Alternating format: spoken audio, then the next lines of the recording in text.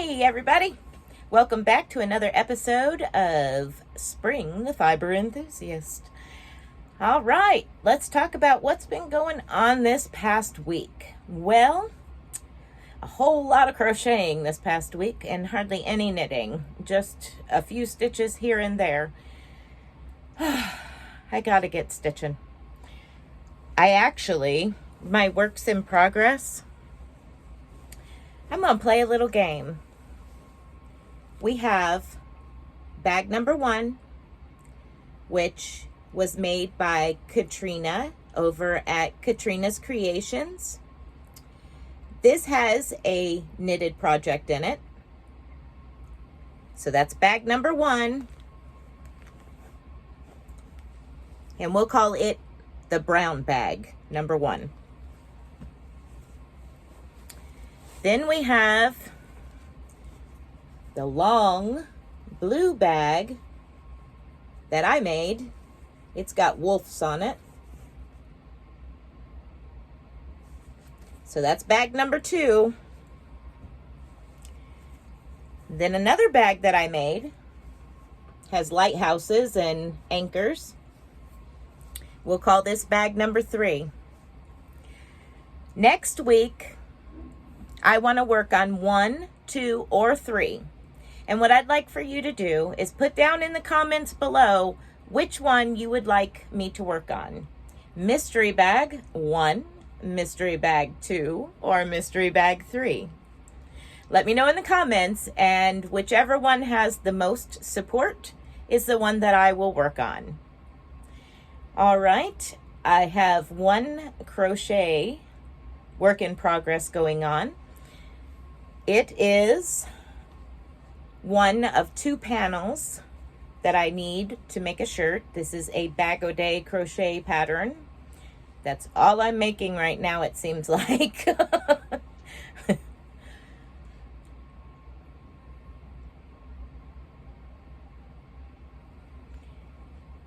I'm using Mandala Baby, I think.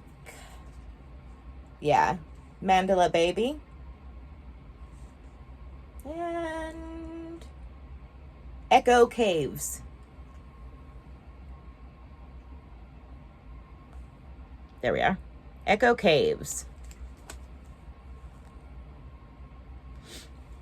That's the colorway I'm using to make this. So it ought to be good and soft considering it's classified baby yarn. Okay, and that is all I'm going to put out there for works in progress. Of course, I still have my little scrappy mitered square knitted Afghan blanket throw, whatever you want to call it, whatever it ends up being. I'm still working on that, just haven't picked it up in a couple of weeks. And I still have my cabled throw over there behind the spinning wheel that I still haven't picked up. Let's see, September I think ends the bag-o-day crochet along. So when that's over with, I'll probably get back into knitting heavily. So probably work on them 2 blankets. It'll probably be cooling down too by that point for me in my area.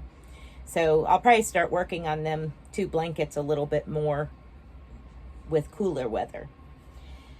And as far as finished projects, I have several. This one I actually finished before I went on my road trip to Missouri. And if you look back in my videos, one of the episodes I actually interviewed my mom, because she's a crafter also. But before I went out there, I made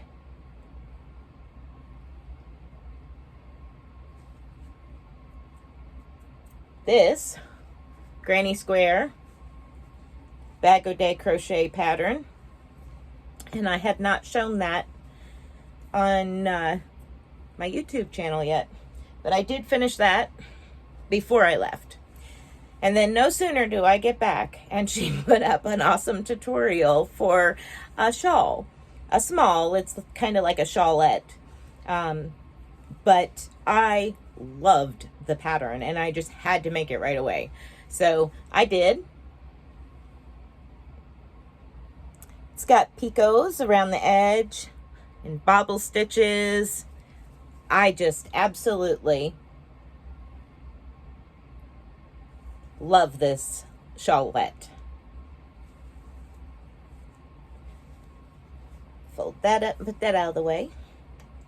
So I finished that. And then I went and hunted in her hundreds and hundreds of tutorials for something else to make that I like. And I try to go back quite a ways in her tutorials to find things that I want to make. And this is a bandana style cowl.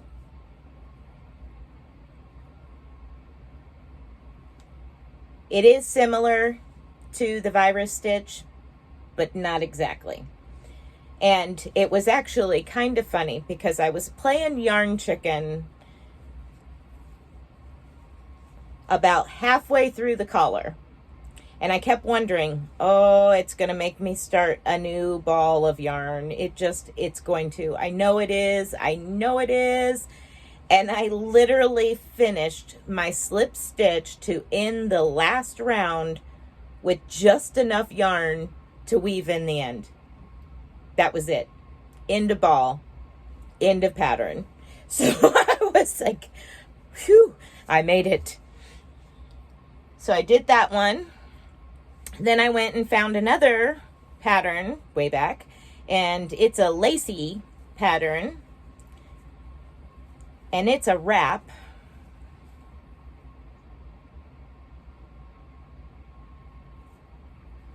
Now the colored areas, the pink and blue areas, green, purple, that is Shawl in a Ball, and it's got a silver bling through it. And I knew that I wasn't going to have enough to make it as long or as wide as I wanted.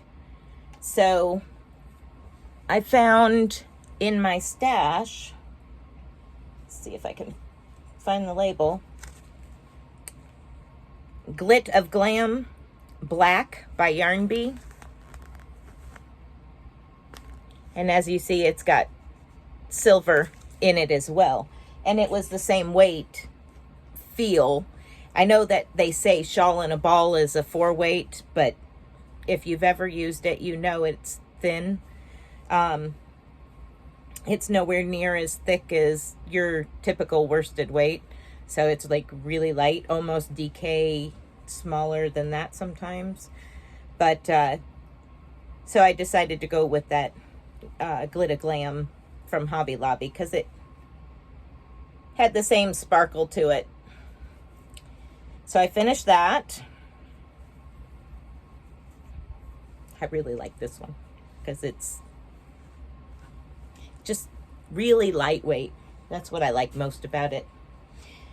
Then I went further back in her tutorials and decided to do a baby dress.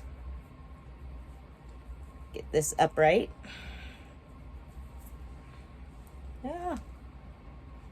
My straps were a little long, so I just made bows at the tops of the shoulder straps.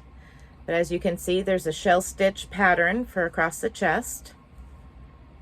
And then at the bottom, there's little picots all the way around. Little shells and picots for a trim along the bottom of the little dress. Little sundress. Thought it was cute. But I made that, finished it up. And in the process of all of that, I was asked to make some sunflower coasters and a centerpiece for somebody's table as decor type situation. And I said, okay, and she sent me, a random picture that she seen somewhere on Pinterest or somewhere. And she sent me that picture, and I was like, okay, Yeah, it's all right. So I decided to make my own. I did put up a tutorial for it yesterday. So if you haven't seen that, you can go check it out. This is the sunflower coaster. It's really easy to make, not too difficult. So I made 4 of those. And I made a centerpiece. However, as a doily maker myself, when I put it under my very large cake plate for on the table, it was too small for my liking, for what I prefer as a centerpiece. So I made another one. And you can see the size difference is quite a bit. I added another 2 rounds to it. So I made all of those. And what I used for the tutorial was cotton yarn by Premier. This is the one you'll see I'm making in the tutorial.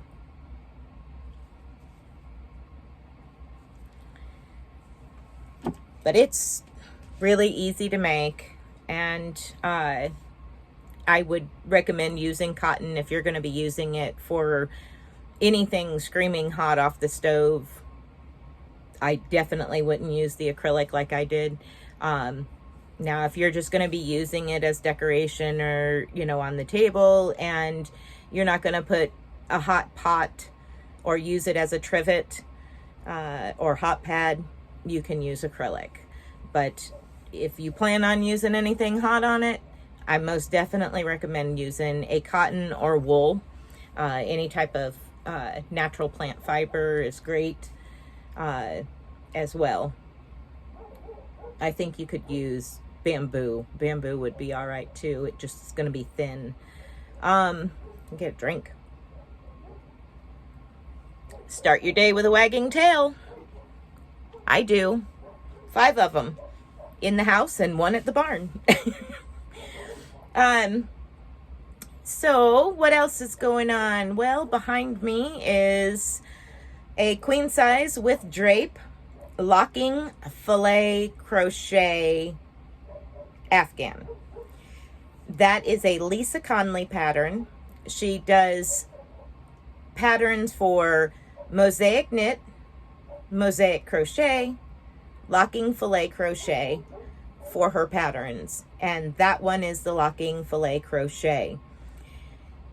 It's kind of like having 2 Afghans together, because you're creating squares like a double crochet, chain 1, double crochet, chain 1, double crochet, and it's like that. Well, then your alternating color, what gives you the design, you go either behind or in front of those chain 1 spaces and double crochet into the previous row and vice versa. It's kind of hard to explain without physically doing it, but yeah, that's not mosaic. That is actually locking filet crochet. I really like it. I've made several of her patterns, gifted a few. My mom has one that I made for her on Mother's Day. It was a crochet along by hosted by Lisa Conley on her Facebook page for Mother's Day 2 years ago, I think. And she would give you so many rows, and you'd work those rows in such amount of time, and it would continue on that way until you were done with the pattern. So Mom has one, and a girlfriend of mine had a baby boy, and I sent one to her that I made. And then I have I made one, and a friend of mine bought it. That one's actually for sale. So if you're interested, you can contact me or let me know in the comments, and we'll get together. But But yeah, that is for sale. Again, it's a queen size with drape Afghan. Let's see. So anyway, back to Lisa Conley. She has some terrific patterns. There are a few short tutorials on how to do the locking filet crochet on YouTube. But I do recommend going and checking out her patterns and learning how to make them. They're awesome. She has some beautiful designs, a lot of different styles. These are based on the early, what did she call them? Early American Indian, I think, is what she called them. I'll have to go back and look. If I find it, I will put the link behind or below. Sometimes she retires patterns, so if I find it, I'll put that link in the description box below. If you're looking at that big button over there, been eyeballing it over there. I know I have. Every few seconds it catches my eye. That is my own pattern. I have not written a pattern for it, and there is no tutorial for it. It was one of them that Crystal from Bag O' Day had whipped up a waffle stitch hat, and I made it, liked it, and decided I wanted a cowl to match. So that's what I did. I made a waffle stitch cowl to match it, and I've made a few of them. I've got one in black, and then that gray with black trim, because that's the way I did the hat, was gray with black trim and a black faux fur pom-pom on it. It's really cool. But yeah, that's my own. Maybe one day I'll do a tutorial on how to make it. I don't know. I did the tutorial for that sunflower, and we'll see how that goes. I may make a couple of other tutorials, smaller tutorials, nothing quite that big yet. I need to get a tripod that goes up high enough. That's part of why I haven't started lives yet, because of what I have to do to videotape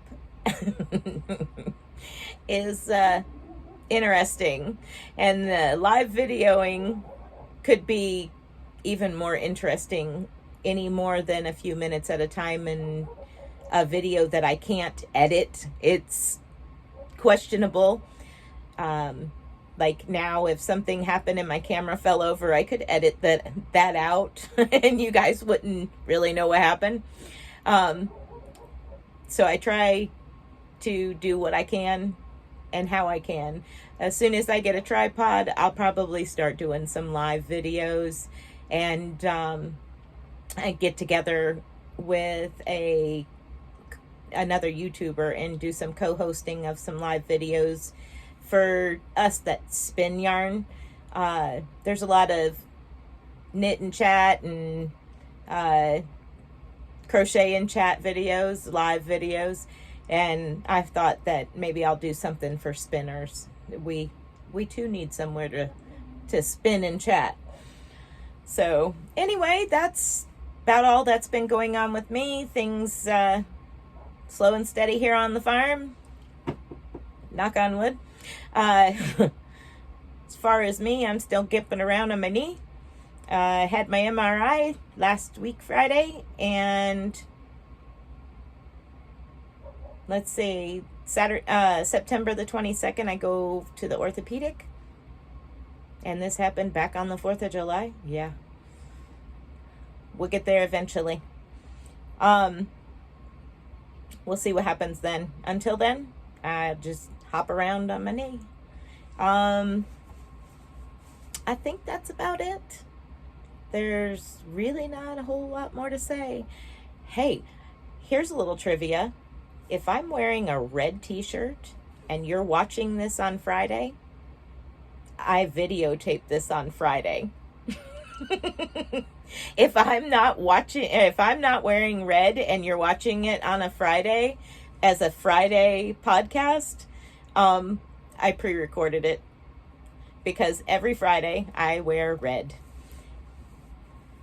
And if you're in the US or any part of the military, you kind of know what red is. Remember all deployed. Remember everyone deployed is red. So that's kind of, as a military wife, daughter, granddaughter, aunt, niece, all that, that's what I do. Is I wear red on Friday. So yep, today's Friday and I'm wearing red. But that's just a little trivia. If you happen to be watching a new podcast and it's my Friday podcast and I'm not wearing a red t-shirt, pretty much guarantee it was pre-recorded. All right, guys. Well, thanks for watching, and I will see you sometime next week, and maybe a short video here and there. Who knows what's to come. Take care. Bye, guys.